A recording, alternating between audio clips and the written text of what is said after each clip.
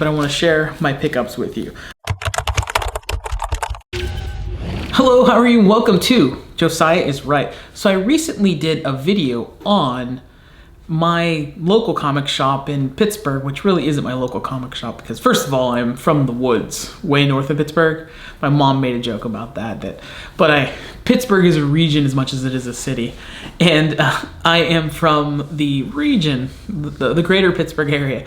But my local shop there, Phantom of the Attic in Oakland, and one of my local shop. There's also a few other ones that I'll stop by when I go home. My childhood shop still exists. It was Superior Sports Cards, but I don't really think they sell comics so much anymore. That's okay.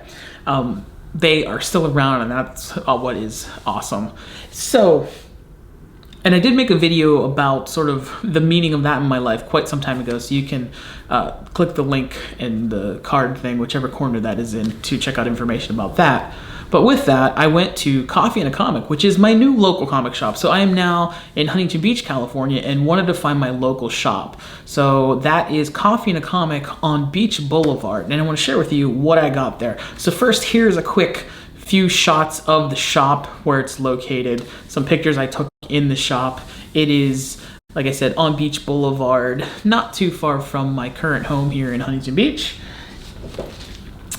And I just picked up a few things, but I want to share my pickups with you. So the first was a free comic they gave, which is Moon Girl and Devil Dinosaur. So I've been a fan of Devil Dinosaur for a long time.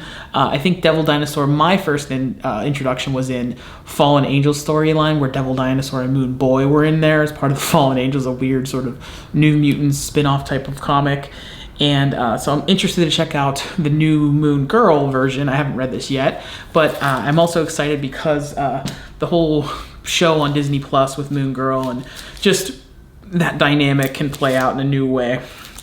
So for some other comics that I got here, first I will share the most recent acquisition here.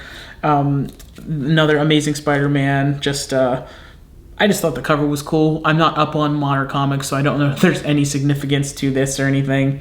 And I just love the cover in that very bug-like, but yet classic Spider-Man sort of painted style there. And so that's one of them.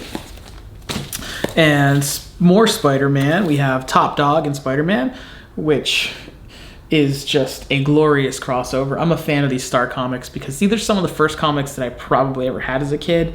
I was, very, very young at that time, but then in the early 90s when I really got into comic, there was recollections of those, like the Ewoks comics, He-Man, Masters of the Universe, Web of Spider-Man. I collect basically anything Spider-Man, and I have a lot of these comics from when I was a kid, so trying to bring those back into the collection whenever I find them in the dollar bins.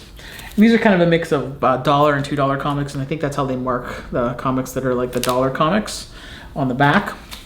And then another one, Robin, from the first mini-series for Robin, which is another series that I collect. I've always been a fan of Robin, and this Tim Drake Robin.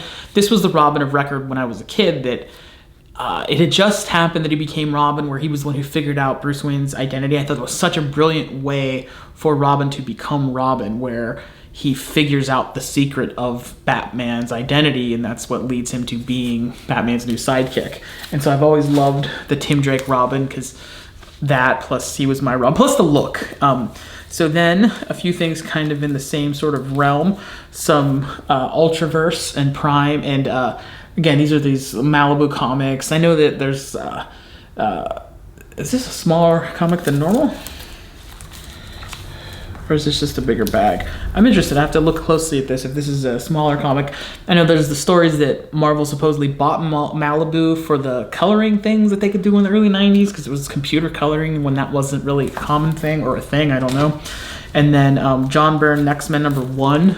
This is just great. Early 90s John Byrne, post X-Men, post Marvel, all that stuff. And I remember being a fan of these as a kid. And then my two favorites, these are the slightly more expensive one. These were $5 each. Star Wars 47 and what is that? 45 and 47. And again, another series that I collect, just being a Star Wars fan, but particularly the Marvel comics. And now that Are they dollar comics too? No. Maybe I was wrong about the sticker thing. I guess he just knows where they come from. Anyway, it's a great shop in Huntington Beach. Be sure to check it out. I'll have the links below for that. And support your local comic shop. I don't go all the time, but I try to be somewhat regular at these places and support them in the ways that I can, be it just following stuff on social media, liking their social media, etc., etc.